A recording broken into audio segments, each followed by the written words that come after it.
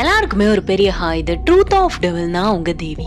இன்னைக்கு நம்ம என்ன பார்க்க போறோம் அப்படின்னா, வாடகை வீட்டுக்கு போயிருந்த இடத்துல கணவன் மனைவிக்கு நடந்த அமானுஷ்யத்தை பத்தி தான் பார்க்க போறோம். இது வரைக்கும் சேனலை சப்ஸ்கிரைப் பண்ணாதவங்க சப்ஸ்கிரைப் பண்ணிடுங்க அண்ட் மறக்காம பெல் ஐகானை கிளிக் பண்ணிடுங்க. வீடியோ பிடிச்சா லைக் பண்ணுங்க அண்ட் வாங்க இப்போ நம்ம வீடியோக்குள்ள போலாம்.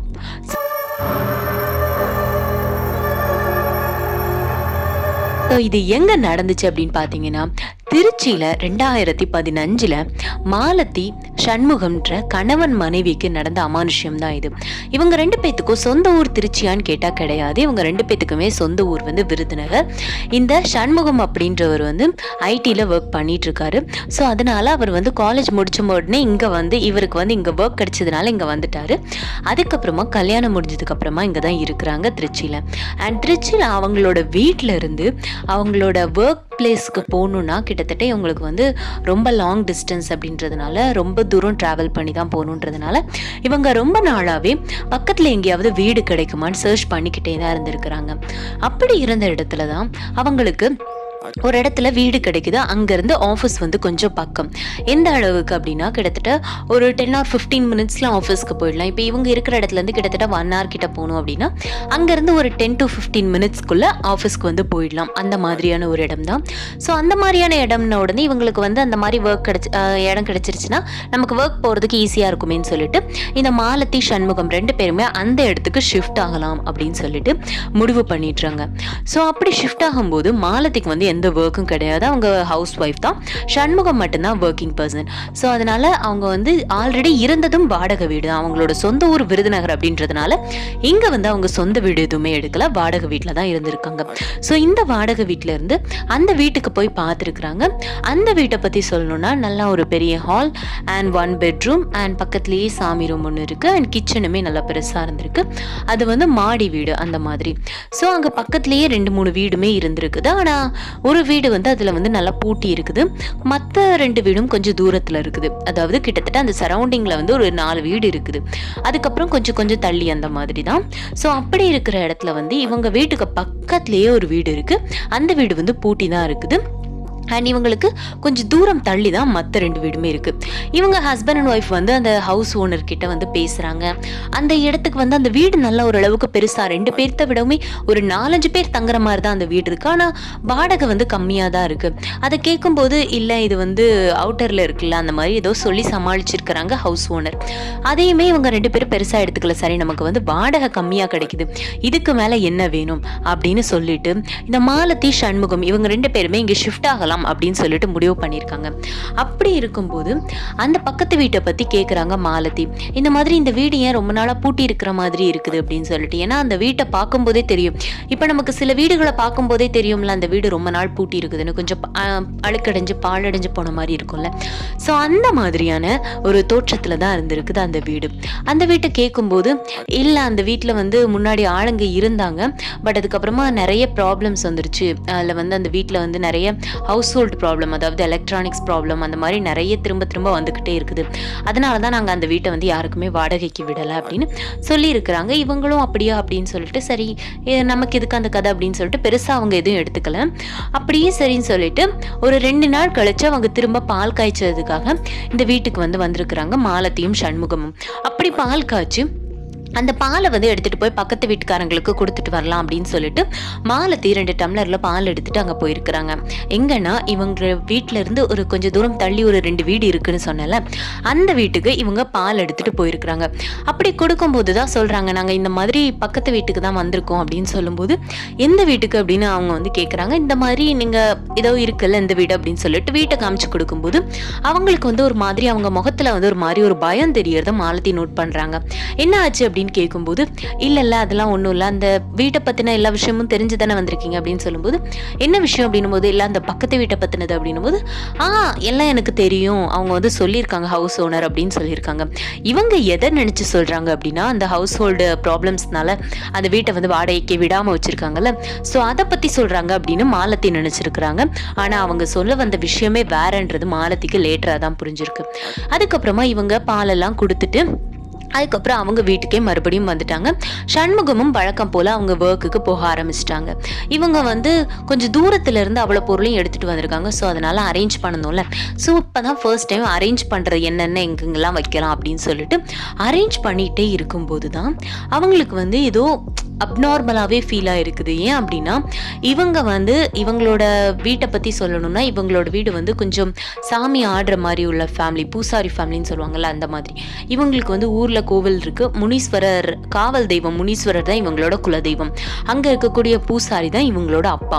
அப்படின்றதுல இவங்களுக்கும் அந்த தெய்வ அருள் வந்து கொஞ்சம் இருக்கும். அப்போ எப்பமாவது சாமி ஆடுறது அந்த மாதிரி. இவங்களோட சாமி வந்து எப்படி வரும்னா அந்த பேச்சியம்மன்னு சொல்லுவாங்கள்ல அந்த சாமி வந்து இவங்களுக்கு வரும் இவங்களோட ஊருக்கு கோவில்ல.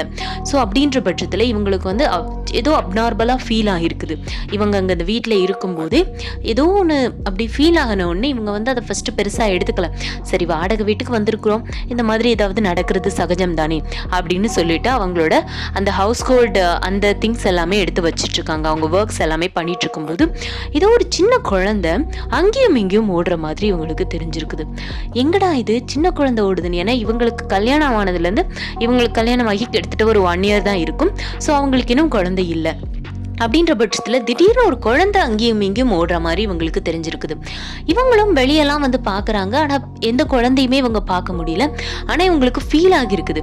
அதாவது சட்டு சட்டுன்னு ஓடுறது, அப்புறம் அந்த சிரிப்பு சத்தம், அந்த குழந்தைங்களுக்கே உண்டான ஒரு சிரிப்பு சத்தம்லாம் இருக்கும்ல அந்த மாதிரிலாம் இவங்களுக்கு கேட்டிருக்கு. இது எதுவுமே நைட்டில் நடந்ததில்லை, இது எல்லாமே பகலில் அவங்களோட வீட்டில் ஒரு 12 o'clock போல் அவங்க எல்லாத்தையும் அரேஞ்ச் பண்ணிட்டு இருக்கும்போது நடந்தது தான் இது. பார்த்துட்டு இருக்கும்போது அவங்க யோசிச்சிருக்காங்க, என்னடா இது இங்கே சின்ன பசங்க யார் இருக்கா? ஒருவேளை அவங்க வீட்டில இருந்து, அதாவது காலையிலே பால் கொடுக்க போயிருந்தாங்கல்ல அவங்க வீட்டில இருந்து யாராவது குழந்தைங்க வந்திருப்பாங்க அப்படின்னு நினச்சிட்டு விட்டுட்டாங்க. சாயங்காலம் போலவும் அவங்க பக்கத்து வீட்டில் போய் விசாரிக்கிறாங்க. இந்த மாதிரி சின்ன குழந்தை ஓடி வந்துச்சே, உங்கள் வீட்டில் உள்ள குழந்தையா அப்படின்னு கேட்கும்போது அந்த 2 வீட்டுக்காரங்களுக்குமே ஒரு மாதிரி அதிர்ச்சி ஆயிடுச்சு. ஏன்னா அந்த 2 வீட்டுக்காரங்களுக்குமே சின்ன குழந்தைங்க கிடையாது. அதாவது நான் என்ன சொல்ல வரேன்னா அவங்க 2 வீட்டுக்காரங்களுமே கொஞ்சம் ஏஜ்டான பர்சன்ஸ் தான். அவங்களோட பசங்க எல்லாமே வளர்ந்துட்டாங்க. எல்லாருமே காலேஜ் படிக்கிற ஸ்டேஜில் இருக்கவங்க தான். ஸோ அந்த பக்கத்தில் வந்து சின்ன குழந்தைங்க யாருமே கிடையாது. ஆனால் அதை கேட்ட உடனே இந்த மாதிரி சின்ன குழந்தை சத்தம் கேட்டுச்சுன்னு சொன்ன உடனே அதை வந்து அந்த பக்கத்து வீட்டுக்காரங்களுக்கு ஒரு மாதிரி ஒரு பயத்தையே கொடுத்துருச்சு. இவங்க மாலத்தி வந்து ரொம்ப நார்மலாக தான் சொன்னாங்க, யாராவது வந்து விளையாடி இருப்பாங்களா இருக்கும் அப்படின்னு சொல்லிட்டு. ஆனால் அவங்களுக்குள்ள ஒரு பயம் வந்து வந்துடுச்சு. அதுக்கப்புறமா ஆனால் அவங்க வந்து எதை பற்றியுமே மாலத்தி கிட்ட சொல்லலை. ஓ அப்படியா அப்படின்னு சொல்லிட்டு விட்டுட்டாங்க. அதுக்கப்புறமா அன்னைக்கு ராத்திரி மாலத்தையும் சண்முகமும் சாப்பிட்டுட்டு படுத்திருக்கிறாங்க. அப்படி படுத்திருக்கும் போது அந்த பக்கத்து வீடு இருக்குல்ல அந்த பக்கத்து வீட்டில இருந்து ஏதோ ஒரு மாதிரி, இப்போ 2 பேர் சண்டை போட்டால் எப்படி சத்தம் கேட்கும் அந்த மாதிரி ஏதோ சத்தம் கேட்குறத வந்து மாலத்தி வந்து ஃபீல் பண்ணியிருக்காங்க. என்ன இது ஒரு மாதிரி என்னெல்லாமோ சத்தம் கேட்குது அப்படின்னு சொல்லிட்டு. அப்போ அவங்க ஏதோ கணவரும் மனைவியும் வந்து பயங்கரமாக சண்டை போடுற மாதிரி அந்த மாதிரி சத்தம் வந்து மாலத்திக்கு வந்து கேட்டுக்கிட்டே இருந்திருக்கு. கேட்டுக்கிட்டே இருந்த உடனே கொஞ்ச நேரத்தில் அவங்க சண்முகம் அவங்களோட கணவரையும் எழுப்புறாங்க. எழுப்பி இங்கே இந்த பாருங்க உங்களுக்கு ஏதாவது சத்தம் கேட்குதான்னு. அந்த நேரத்தில் அந்த சத்தம் எல்லாமே அமைதியாயிடுச்சு. எனக்கு இந்த சத்தமும் கேட்கலையே மாலத்தி, என்ன சொல்கிற நீ ஒழுங்காக படுத்து தூங்கு அப்படின்னு சொல்லும்போது ஒருவேளை சண்டை போட்டு முடிச்சிருப்பாங்களா இருக்கும்னு சொல்லிட்டு மாலத்தி அதையுமே பெருசா எடுத்துக்காம அவங்களாம் அப்படியே தூங்கிட்டாங்க. அடுத்த நாள் திரும்ப எழுந்திரிச்சு அவங்களோட ஒர்க்கை வந்து மேக்ஸிமம் ஃபுல் அண்ட் ஃபுல்லாகவே முடிச்சுட்டாங்க. அவங்களோட அந்த திங்ஸ் எல்லாத்தையுமே அரேஞ்ச் பண்ணுறது அது எல்லாத்தையுமே முடிச்சுட்டு காலையிலேயே ஹஸ்பண்டுக்கு வந்து சாப்பாடுலாம் கொடுத்து அனுப்பிட்டு மத்தியானம் அவங்க பாட்டுக்கு அவங்களோட வேலையை வந்து பார்த்துட்டு இருந்திருக்காங்க. மத்தியானம் சமைச்சிட்டு அதுக்கப்புறமா சரின்னு சொல்லிட்டு கொஞ்ச நேரம் படுக்கலாம்னு சொல்லிட்டு படுத்திருக்கும் போது தான் ரூம்குள்ளே வந்து தன்னை தவிர வேற யாரோ இருக்கிற மாதிரி மாலத்தி வந்து ஃபீல் பண்ணியிருக்கிறாங்க. நான் ஏற்கனவே சொன்ன மாதிரி மாலத்திக்கு வந்து கொஞ்சம் அந்த பக்தி, அந்த சாமி ஆட்டம் கொஞ்சம் வரும், அருள் பேச்சி அம்மனோட அருள் இருக்குது அப்படின்றதுனால அவங்களுக்கு ரொம்ப தெளிவாகவே ஃபீல் ஆகுது தன் கூட வந்து யாரோ இருக்கிறாங்க அப்படின்னு சொல்லிட்டு. உடனே இவங்க வந்து அப்படியே எந்திரிச்சு பார்க்குறாங்க. அப்போ எந்திரிச்சு பார்க்கும்போது அவங்க லைஃப்லேயே அவங்க இந்த விஷயத்த வந்து பார்த்துருக்க மாட்டாங்க. அந்த அளவுக்கு ஒரு கொடூரமான விஷயத்த பார்த்தாங்க. அதாவது என்ன ஆச்சு அப்படின்னா ஒரு ஹஸ்பண்ட் அண்ட் ஒய்ஃப் குழந்தை இந்த 3 பேருமே அப்படியே கருகுன நிலைமையில அவங்க வீட்டில இருந்து, அதாவது அவங்க வீட்டுக்குள்ள, அதாவது மாலத்தியோட வீட்டுக்குள்ள அங்கேருந்து அப்படியே மெதுவாக நடந்து அந்த ரூமை கிராஸ் பண்ணி அப்படியே அந்த பக்கத்து வீட்டுக்கு போகிற மாதிரி பார்த்துருக்குறாங்க. மாலத்தி வந்து எந்திரிச்சு போய் பார்க்குறாங்க. அவங்க எங்கே போகிறாங்கன்னு பார்க்கும்போது இவங்க வீட்டில் இருந்து அப்படியே கிராஸ் ஆகி அவங்க பக்கத்து வீட்டுக்கு போயிருக்கிறாங்க. இதை பார்த்த உடனே மாலத்திக்கு ஒரு நிமிஷம் உயிரே இல்லை, ஒரு மாதிரி கத்திட்டு மயக்கம் போட்டு விழுந்துட்டாங்க. அப்படி விழுந்தவங்களை எழுப்புறதே அவங்களோட கணவர் சண்முகம் தான். என்ன ஆச்சு அப்படின்னா, மாலத்திக்கு அவங்க நிறைய டைம் சண்முகம் ஃபோன் பண்ணி பார்த்துருக்குறாங்க. அவங்க ஃபோன் பண்ணதுடனே மாலத்தி எடுக்கலன்னு உடனே இவங்க இப்போதானே இங்கே குடி வந்திருக்காங்க, ஸோ பக்கத்து வீட்டில் யார் நம்பருமே இவங்க கிட்ட கிடையாது. அதனால என்ன ஆச்சோ ஏதாச்சோன்னு பயந்து போய் இவங்க வந்து பார்த்துருக்குறாங்க. அப்படி பார்த்தும்போது தான் இந்த மாதிரி மாலத்தி மயங்கி கிடக்கிறது தெரிய வந்துச்சு. உடனே மாலத்திக்கு தண்ணியை அவங்க முகத்துல தெளிச்சு எழுப்பி விடுறாங்க சண்முகம். அப்படி எழுப்பும்போது தான் அவங்க எழுந்து சொல்றாங்க, பயத்துல சொல்றாங்க, இந்த மாதிரி நான் ஒரு கருகுன 3 உருவத்தை பார்த்தேன், 3 பேரும் அப்படியே இங்க இருந்து அங்க போன மாதிரி இருந்துச்சு அப்படின்னு சொல்லி ரொம்ப அப்படியே அவங்களோட பயத்தை எப்படி காட்டுறதுன்னு தெரியாம திரும்ப திரும்ப அதையே சொல்லிட்டு இருக்கிறாங்க. சண்முகம்க்கு ஒண்ணுமே புரியலை, இவ எப்படி ஏன் இப்படி சொல்றா, போன வீட்டுல இருந்தப்ப கூட இவ எதுவுமே இப்படி சொல்லலையே, புது இடத்துக்கு வந்ததுனால இப்படி ஆயிட்டோளோ அப்படின்னு சொல்லிட்டு அவங்களுக்கு அந்த மாதிரி தான் தோணுதே தாண்டி அவங்களுக்கு பேய் பிசாசு அந்த மாதிரி ஒரு ஐடியாவே இல்லை. அவங்க சண்முகம் என்ன சொல்றாங்க, சரி சரி நீ பயப்படாத, நம்ம உன் ஊருக்கு போயிட்டு வரலாம் அப்படின்னு சொல்லியிருக்காங்க. சரின்னு சொல்லிட்டு மாலத்தியுமே அவங்க 2 பேருமே ஊருக்கு கிளம்புறாங்க. சண்முகம் அவங்களோட ஆஃபீஸில் ஒரு 2 days லீவ் சொல்லிட்டு 2 பேருமே சண்முகம் மாலத்தி அவங்களோட ஊருக்கு போயிட்டு அவங்க குலதெய்வம் கோயிலுக்கும் போகிறாங்க. அப்படி குலதெய்வம் கோயிலுக்கு போனப்பதான் அவங்களோட அப்பா அந்த பூசாரி இருக்காங்கல்ல, அவங்களுக்கு அந்த சாமியோட அருள் வருது, முனீஸ்வரரோட அருள் சொல்றாங்க, என் பிள்ளைய அந்த கெட்ட ஆவிங்க பிடிக்க பார்த்துருக்குது, அதை பிடிக்க முடியாம தான் அந்த ஆவிங்க இவ வீட்டையே சுத்தி சுத்தி வருதுன்னு சொல்லியிருக்கிறாங்க. அதாவது அந்த ஆவிகள் இந்த பெண்ணை, அதாவது மாலத்திய ஆக்கிரமிக்க பார்த்துருக்கு. அப்படி ஆக்கிரமிக்க முடியாம அது ஏன்னா இவங்க ஆல்ரெடி சாமி ஆடக்கூடியவங்க, இவங்க உடம்புக்குள்ள சாமி இருக்கு, அதனாலதான் இவங்க வீட்டையே அது சுத்தி சுத்தி வந்திருக்குது அப்படின்னு. இப்போ கூட அந்த ஆத்மாக்கள் வெளியே தான் நிக்குது, உங்க பின்னாடியே தான் அது வந்திருக்குன்னு சொல்லவும் ஒரு நிமிஷம் மாலத்திக்கும் சண்முகத்துக்கும் அவங்க உயிரே இல்லைன்னு சொல்லலாம், அந்த அளவுக்கு நடுக்கத்திலேயே இருந்திருக்கிறாங்க அவங்க 2 பேரும். ஏன்னா இப்படி ஒரு சம்பவத்தை சண்முகம் நம்பவே இல்லை. மாலத்தி தான் ஏதோ சைக்கலாஜிக்கலாக பாதிக்கப்பட்டிருக்காங்க, அந்த மாதிரி சரி நம்ம ஊருக்கு கூட்டிகிட்டு போய் திருநீர் போட்டால் சரியாக போயிடும் அப்படி தான் நினச்சிருக்கிறாங்களே தாண்டி இந்த மாதிரி பேய் பிசாசை பற்றி அவங்க நினைக்கவே இல்லை.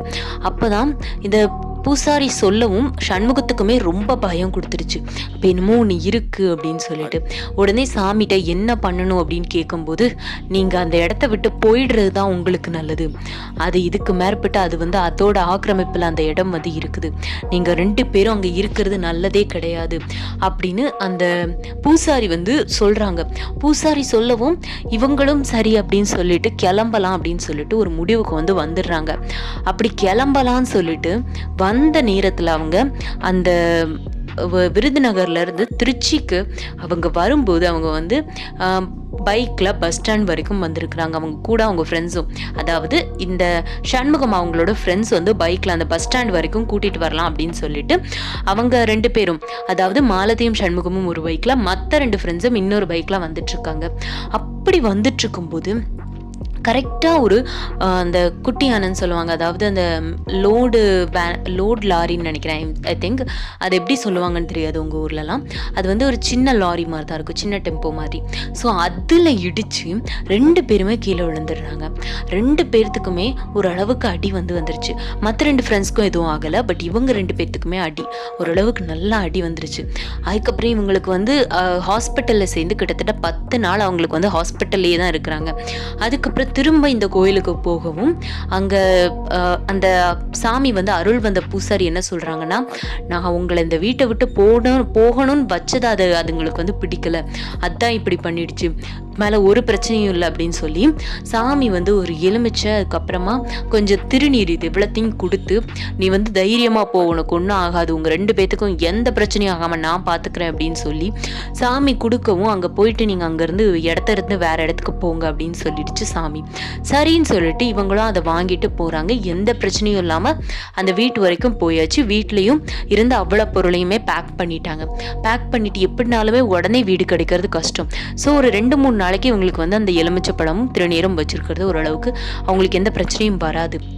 அதனால் அவங்களுமே எவ்வளோ முடியுமோ அவ்வளோ சீக்கிரம் வீடு காலி பண்ணிடணும் அப்படின்னு சொல்லிட்டு வீட்டை ரொம்பவுமே ஒரு எப்படி சொல்கிறது, ரொம்ப இன்ட்ரெஸ்ட் கொடுத்து தேடிட்டு இருக்காங்க. அப்படி தேடும்போது அவங்களுக்கும் வீடு கிடைச்சிருச்சு.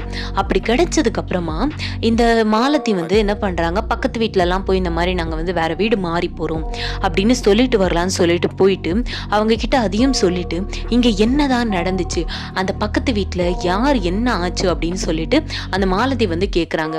அப்போதான் இந்த பக்கத்து வீட்டு பெண்கள் வந்து சொல்கிறாங்க, அந்த வீட்டில் கிட்டத்தட்ட ஒரு 10 வருஷத்துக்கு முன்னாடி ஒரு குடும்பம் வந்து வாழ்ந்துட்டு இருந்திருக்கு.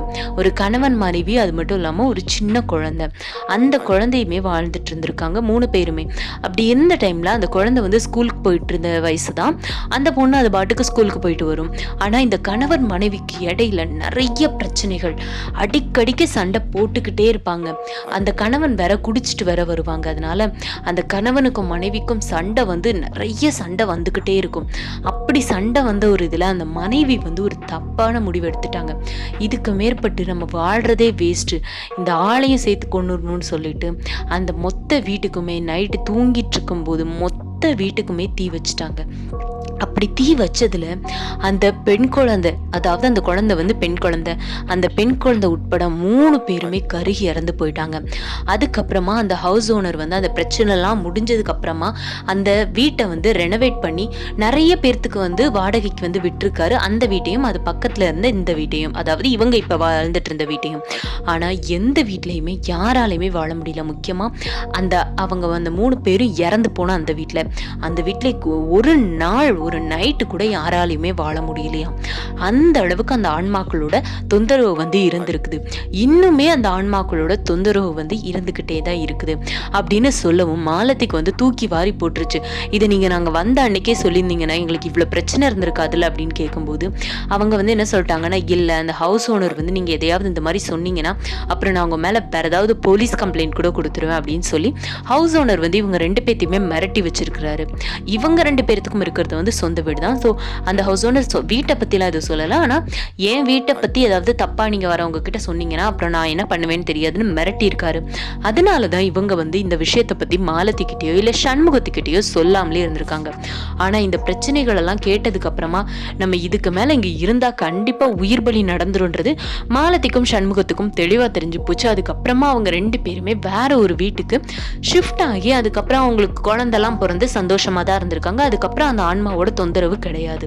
ஆனா இப்ப வரைக்கும் அந்த வீட்டுல வேற யாராலையும் வாழ முடியாம அந்த 2 வீடுமே பாழடைஞ்சு போய் இருக்குது அப்படின்னு மாலதி வந்து நம்ம கிட்ட குறிப்பிட்டிருக்காங்க. இதை பற்றின உங்கள் கருத்துக்கள் என்ன அப்படின்றத கமெண்ட்ல சொல்லுங்க. நமக்கு எந்த ஒரு விஷயத்துக்குமே ஒரு தற்கொலைன்றது முடிவாகாது. அதுலேயும் கணவன் மனைவி சண்டை அதை பற்றி சொல்கிற அளவுக்கு எனக்கு வந்து வயசு இல்லைன்றது உண்மைதான். ஆனால் ஒரு விஷயம் என்னென்னா, நம்ம விட்டு கொடுத்து போகிறதுன்றது கணவன் மனைவிக்கு மட்டும் இல்லை, அப்பா மகள், அம்மா மகன், எல்லாருக்குமே அது வந்து ரொம்ப இம்பார்ட்டன்ட். சகோதரிகளாக இருந்தாலும் சரி, நண்பர்களாக இருந்தாலும் சரி, நம்ம விட்டு கொடுத்து போகாமல் எந்த ஒரு உறவுமே நமக்கு நிலச்சி நிற்காதுன்றது தான் உண்மை. அதுலேயும் அந்த அவங்க 2 பேர் போட்ட சண்டையில பாவம் இறந்தது வந்து அந்த பிஞ்சு குழந்தை தான். அந்த குழந்தைக்கு என்ன நடக்குதுன்னு கூட தெரியாம பாவம் அந்த குழந்தை இறந்து போச்சு. ஸோ இதுக்கு மேற்பட்டாவது இந்த சண்டைகளை வந்து குறைச்சிக்கிறது ரொம்ப நல்லது. ஏன்னா ஒரு சண்டைன்னு நடக்கும்போது, கணவன் மனைவி சண்டைன்னு நடக்கும்போது அவங்க 2 பேர்த்த விட அதிகமாக பாதிக்கப்படுறது அந்த குழந்தைங்க தான், அவங்களோட குழந்தைங்க தான். என்னதான் இவங்க வந்து சண்டை போட்டு திரும்ப சேர்ந்தாலும் அவங்க சண்டை போடும்போது இருக்கக்கூடிய அந்த மனநிலை வந்து அந்த குழந்தைங்களை அப்படி பாதிக்கும். அதனால முடிஞ்ச அளவுக்கு எல்லாரும் சண்டை போடாமல் இருக்கிறது நல்லதுன்றது என்னோட கருத்து.